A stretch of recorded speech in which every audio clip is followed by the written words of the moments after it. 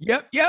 Yay. Let's get it. Mo, let's get it. So we'll rock with the Eastern Conference today. Tomorrow we'll do the West. And I think if we start in the Eastern Conference, I think there are certain players that are a lock. Okay. There are certain players that are a lock to be in this. But I'm interested to hear your starting five, and then we'll compare it to mine and see how different they are. So who's your starting five for the Eastern Conference? My starting five is as follows. At the point guard position, hey, young world, a.k.a. Trae Young at that point guard position. At the two, right out of the shot, the marvelous Compton's finest. At the three, your favorite center's favorite center, but he's really a small forward, is KD, the easy sniper. At the four, can you say G-Unit? It's Giannis. I love that.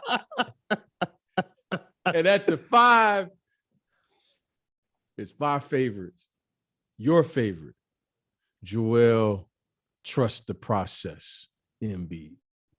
That's my five. I like that. And that's very similar to mine. I think for the Eastern Conference, some of these picks are no-brainers. So do you want to know my five? Should I hit you with it? Let me see. Hit me, please. Ladies and gentlemen, your Eastern Conference All-Stars. Starting at guard, DeMar DeRozan. Okay. Starting at the other guard, also from Chi-Town, Zach LaVine. Oh. At the small forward, KD. At the other forward, Giannis Antetokounmpo. And at the center position, trust the process, Joel Embiid. That's my five. Oh. So I think we got to have a conversation about the guard play that's going on in this league right now, because Trae Young is hot. 56 last night, getting it done. He's been hot. There's no doubt about it. He's been getting buckets all over the NBA. He's currently second in the league in scoring with 28.4 points per night. However, my issue with this is the Atlanta Hawks are not winning basketball games. That is my issue. Trae Young as a star, because he dropped 56, no doubt, but that was 56 in an L. And you know how I feel about big performances coming in losses. I don't need to explain that again for you. No, you don't. You know, I can't be mad at this name when our good friend Mark Jackson coined them the Splash Brothers. One of my good friends in the Chi called me and said, they got the Splash Brothers. We got the Slash Brothers. I like that. Now, I like that. Yeah, Mo, it's yours now. It's yours, Mo, since you put him as your starting backcourt. Yes. The Slash Brothers. I can't be mad at it. Listen. I can't be mad at it. However, the people demand to see Trae. Oh, no doubt he can come off the bench. That ain't the problem. Trae. Atlanta has to have someone to represent them in the All-Star game. And that someone is Trae Young World. That's Young World. It's funny you mentioned. You gotta have him. He's an entertainer. Oh, no doubt about it. But here's the thing. When we talk about Atlanta, I think for me, with all due respect, in the words of the great Mark Jackson, with all due respect, one of the worst All-Star teams for me was the year where the Hawks were on a crazy win streak in the East. So they put four Hawks players? Where they made Jeff Teague the All-Star? When it was Al Horford, Paul Millsap. Who was in the All-Star game? Who did you say, Mo? Teague. Yeah. So that year, when they had Jeff Teague in the All-Star game and all of those players, the reason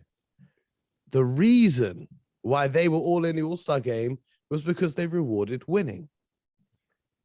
So I think with the Chicago Bulls sitting at the top of the Eastern Conference, bearing in mind, nobody at all, even the most delusional Chicago Bulls fans, had the Bulls at the top of the Eastern Conference at this point in the season. Nobody.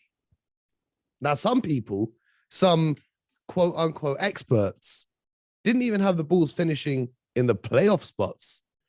I remember seeing #experts sitting up on a certain American sports network saying the Bulls are going to finish 10th. They might not even make the play-in. So the fact that they are number one, and as you said on yesterday's show, they've struggled. You know, they've had their own issues with health and safety protocols. In fact, they were the first team to really have a huge impact this season with the health and safety protocols. They've had every player miss time this season, and yet somehow they're above Brooklyn, above Milwaukee, above Miami, and they're getting it done. So I think it's only fair that the winning is rewarded by putting both of those players, because it's very hard to separate them. I know DeMar's getting the glory because he hit those 2 game winners, but Zach LaVine is right up there. They're both hitting just about 26 points per game. They're both getting it done, and they've been playing great basketball together, even though no one said they would fit together. I think they both deserve to be in the starting lineup for the All-Star game. I'm not mad at it. I'm not mad at you for making that argument. But I don't want you to discount or discredit what Trae Young did starting last year. Trae Young, body of work, deserves to be in the All-Star game. Normally, last year's All-Star game to this year's, is that what you're saying? Well, no, Mo, normally I am with you, but I like to say I'm with you when you're right. I'm with you when you're right. But right now we are in a pandemic, and we have to view this from a different perspective. It's about body of work. Trae Young's body of work speaks for itself, and he deserves to be a starter now in the NBA. He deserves. Now, Zach LaVine, without question, deserves to be a 2-time All-Star. It'd be different if he wasn't an All-Star. He is going to be an All-Star this year, Zach LaVine. He's going to be an All-Star. Last year, he makes the All-Star game. This year, he deserves to be there. Now, the Marvelous, however, has been carrying a load there in Chicago. Make no doubt about it. It wasn't just about them 2 shots. Now, those were 2 incredible back-to-back game winners. But Mr. DeRozan has been carrying a load, along with Zach LaVine. So the chemistry works. They have a new name, the Slash Brothers. We got to get the Slash Brothers versus the Splash Brothers. Mm-hmm. And let's get it on. Clay's coming back Let's tomorrow. get it on. I heard Clay's coming back tomorrow. Hey, let's get it on, because Mo, I'm with you when you're right. Hey, listen. All I'm saying is I like winning. If the Hawks were at least 500 or above, I would also. We're not even having the trade. We're not even having this I'll be voting for conversation. trade. That'd be one of the first names down. But the fact of the matter is, they're 12th in the Eastern Conference. Facts. So that's my takes. Now, the rest of the players that we selected, DeMar DeRozan, consensus pick. I think he deserves it for everything he's been doing. Career season, we talked about it yesterday. He's in the MVP running. And then the other 3 guys on the Eastern Conference, maybe not Embiid, but I think Embiid's recent run of form has been spectacular. But Kevin Durant, no doubt about it. I don't think there's anyone that could, in their right mind, leave Kevin Durant off their all-star ballot. And the same goes for Giannis Antetokounmpo. And then Joel Embiid at the 5, when he's healthy, the most dominant big man in the league. But who would you have coming off the bench?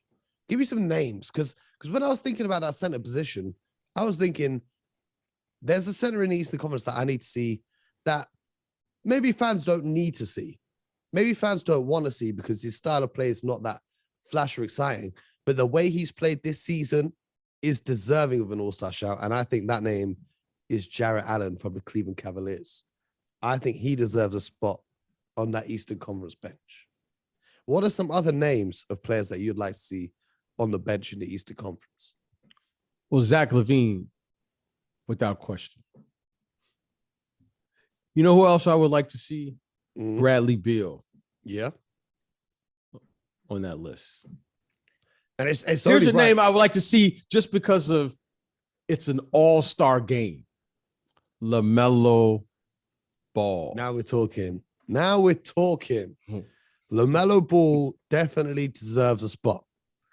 Trae Young for me would be on my bench. Bradley Beal. And of course the bearded one, James Harden. Let's not forget. James Harden. I'm not mad at that. You know, I think we have to take. Yeah, I'm not mad at that. I'm not mad at that. I'm not mad at James. If he didn't get off to such a slow start, he could maybe be in the conversation for a starting spot. But he's a good run of form and he started recently. Jimmy Butler, maybe with some considerations, come off the bench. What about your man from? Let's turn our vision to the green. Okay. What we gonna do with Jaylen Brown? I'm gonna tell you something. What we gonna do with Jason Tatum? I'm gonna tell you something right now. I don't want to see any Celtics players in the All-Star game. Oh, I just saw a 50-piece chicken McNugget meal last night with some hot barbecue sauce on it, and a W. I'm saying it selfishly because I want my guys to rest and get ready for the rest of the season. But if we're talking about excitement, if we're talking about scoring the basketball, then Jaylen Brown and Jason Tatum both need to be on that all-star team again. That's what we're talking.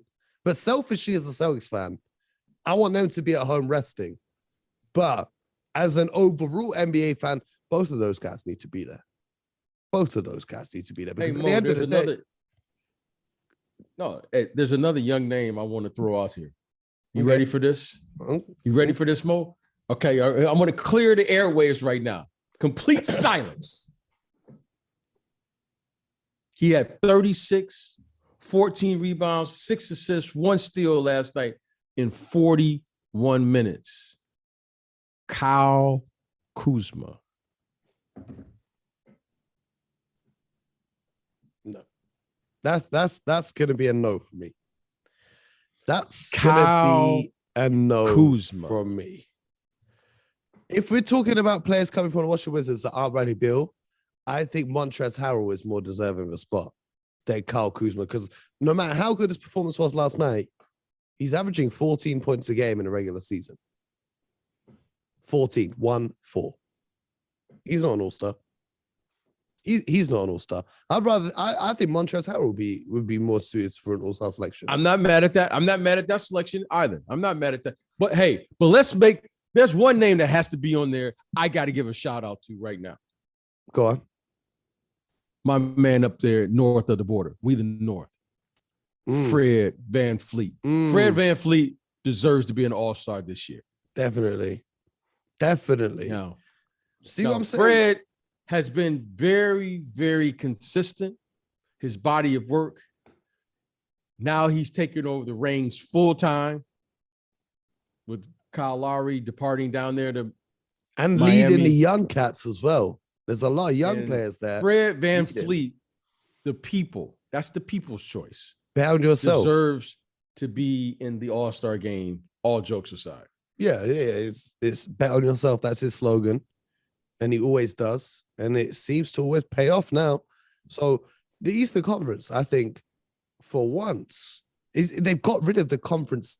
You know, they're going to have the 2 captains who pick their teams now. But I would really like to see East versus West again.